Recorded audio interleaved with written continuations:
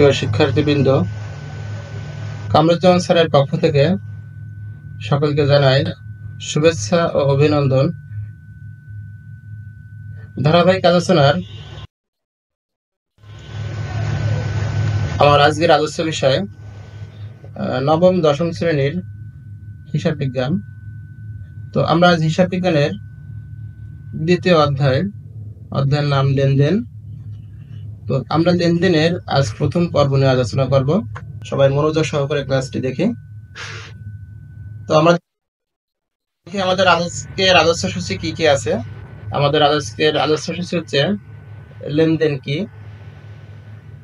লেনদেনের প্রকারভেদ, আমরা হিসাব সমীকরণ কি এটাও জানতে পারবো, এবং লেনদেনের প্রভাবে হিসাব সমীকরণের উপাদানের পরিবর্তন, লেনদেনের প্রভাবের ফলে হিসাব সমীকরণের উপাদানের কি কি পরিবর্তন হতে পারে সেটিও আমরা আজকের ক্লাসে দেখব। তো আমরা সবাই মনোযোগ সহকারে ক্লাসটি দেখি।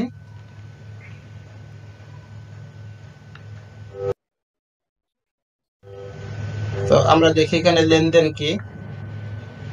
লেনদেন শব্দটির আবিধানিক অর্থ হলো গ্রহণ ও প্রদান, অর্থাৎ দেওয়া ও নেওয়া। অর্থের মাপকাঠিতে পরিমাপযোগ্য কোনো ঘটনা বা সেবা আদান প্রদানের মাধ্যমে কোনো প্রতিষ্ঠানের আর্থিক অবস্থার পরিবর্তন ঘটলে ওই সমস্ত ঘটনা বা আদান প্রদানকে লেনদেন বলে। অর্থাৎ আমরা লেনদেন বলতে যে জিনিসগুলো খেয়াল করবো সেটি হচ্ছে লেনদেনটি অবশ্যই অর্থের মাপকাঠিতে পরিমাপযোগ্য হতে হবে এবং কোনো প্রতিষ্ঠানের আর্থিক অবস্থার পরিবর্তন ঘটতে হবে। এটা ছাড়া কিন্তু সেটি আমাদের লেনদেন হবে না। এটা কিন্তু আমরা সবসময় খেয়াল করব। তো এরপরে আমরা আসি আমাদের পরবর্তী সূচিতে আছে লেনদেনের প্রকারভেদ। তো লেনদেনের প্রকারভেদ, লেনদেন সাধারণত দুই প্রকার, যথা এক বাহ্যিক লেনদেন এবং দুই হচ্ছে অভ্যন্তরীণ লেনদেন। তো এখন দেখা যাক যে বাহ্যিক লেনদেন কাকে বলে, বা বাহ্যিক লেনদেন বলতে আমরা কি বুঝি। যে অর্থনৈতিক ঘটনা দুইটি আর্থিক প্রতিষ্ঠানকে প্রভাবিত করে তাকে বাহ্যিক লেনদেন বলে। অর্থাৎ যে অর্থনৈতিক ঘটনাটা দুইটি আর্থিক প্রতিষ্ঠানকে কি করবে, প্রভাবিত করবে, সেটি হচ্ছে আমাদের বাহ্যিক লেনদেন। যেমন পণ্য ক্রয়, পণ্য বিক্রয়, সেবা প্রদান ইত্যাদি। তো এরপর আমরা দেখি অভ্যন্তরীণ লেনদেন কি। যে লেনদেন শুধু ব্যবসায়ের অভ্যন্তরীণ আর্থিক অবস্থাকে প্রভাবিত করে তাকে অভ্যন্তরীণ লেনদেন বলে। অর্থাৎ যে লেনদেন শুধু ব্যবসায়ের অভ্যন্তরীণ আর্থিক অবস্থা, অর্থাৎ আমরা যে ব্যবসার হিসাব করব শুধুমাত্র সে ব্যবসায়ের অভ্যন্তরীণ আর্থিক অবস্থাকে প্রভাবিত করবে, সেটি হচ্ছে আমাদের অভ্যন্তরীণ লেনদেন। যেমন অবচয়, অবলোপন ইত্যাদি। আশা করি আমাদের লেনদেনের প্রকারভেদ নিয়ে আর সমস্যা থাকার কথা না। এখন আমরা দেখব হিসাব সমীকরণ কি। হিসাব সমীকরণ কোন প্রতিষ্ঠানের একটি নির্দিষ্ট সময়ে মোট সম্পদের পরিমাণ, সেটির মালিকানা সত্ত্ব ও মোট বহির্দায়ের সমান হবে। অর্থাৎ আমাদের একটি প্রতিষ্ঠানের একটি নির্দিষ্ট সময় শেষে অবশ্যই মোট সম্পদের পরিমাণ যা হবে কারবারের মোট মালিকানা সত্ত্ব এবং মোট বহির্দায়ের দুটির যোগফল কিন্তু ওই মোট সম্পদের সমান হতে হবে। এখন যে সমীকরণের সাহায্যে এই সমতা প্রমাণ করা হয় তাকে হিসাব সমীকরণ বলে।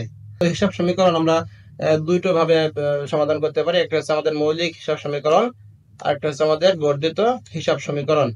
তো মৌলিক সমীকরণ হচ্ছে আমাদের a = l + OE। মৌলিক সমীকরণটা হচ্ছে a = l + OE এবং বর্ধিত হিসাব সমীকরণটি হচ্ছে আমাদের a = l + c - d + r - e। আমরা একটু ব্যাখ্যা আসি যে আমাদের এখানে এতে হচ্ছে কি, আমাদের এতে হচ্ছে অ্যাসেট অর্থাৎ টোটাল সম্পত্তি, আর এতে হচ্ছে লায়াবিলিটিস অর্থাৎ টোটাল দায়, আর ওইতে হচ্ছে ওনার্স ইকুইটি অর্থাৎ মালিকানা সত্ত্ব।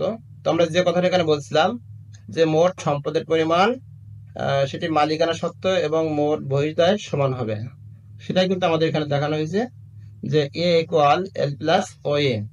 তো এটাকে যদি আমরা একটু ভেঙে ভেঙে করার চেষ্টা করি, আরো একটু সহজ করি। সেটা হচ্ছে এ ইকুয়াল এল প্লাস এল হচ্ছে আমাকে লাইবিলিটিস, এটা তো ওইটাকে যেন ভাঙে, ওইটা হচ্ছে C plus C minus D plus আর মাইনাস সি। এখানে সি তে হচ্ছে আমাদের ক্যাপিটাল, ডি তে হচ্ছে আমাদের ডিতে হচ্ছে ড্রয়িং অর্থাৎ উত্তোলন, এবং আর হচ্ছে রেভিনিউ আয়, এবং ইতে হচ্ছে এক্সপেন্স। তো এটা যদি আমরা একটু ব্যাখ্যা করি, সেটা হচ্ছে যে মোট সম্পদ সমান সমান হচ্ছে দায় যোগ মূলধন বিয়োগ উত্তোলন যোগ আয় বিয়োগ ব্যয়। হ্যাঁ, তো এই হিসাব সমীকরণের উপরে আমাদের অনেকগুলো ক্লাস থাকবে। অত্যন্ত গুরুত্বপূর্ণ একটা টপিকস এই হিসাব সমীকরণটি। এই হিসাব সমীকরণে অনেক ছেলেমেয়ের অনেক ভুল ধারণা থাকে, তারা ভয় পায়। আসলে হিসাব সমীকরণটি হচ্ছে সব থেকে সহজ জিনিস। আমি ধারাবাহিকভাবে হিসাব বিজ্ঞানের এই যে নবম দশম শ্রেণী হিসাব বিজ্ঞানের একদম ধারাবাহিক আকারে আমি ক্লাসগুলো নিব, এবং অন্যদিকে আমাদের এইচএসসি বিবিএ যে ক্লাসগুলো আছে সেগুলো আমরা ধারাবাহিকভাবে নিব ইনশাল্লাহ। তো এরপরে দেখি আমাদের পরবর্তী আইটেমটা ছিল লেনদেনের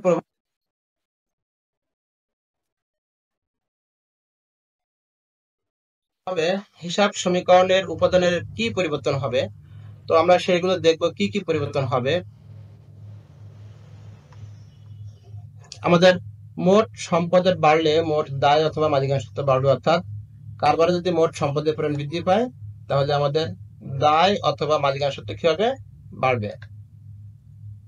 অন্যটা দেখি, মোট সম্পদ কমলে মোট দায় অথবা মালিকানাসত্ত্ব কমবে। এই জিনিসগুলো কিন্তু আমাদের মনে রাখতে হবে। এখান থেকে আমাদের বহু নির্বাচনী অভিজ্ঞতা টিক থাকবে, এখান থেকে অবশ্যই টিক থাকবে ইনশাল্লাহ।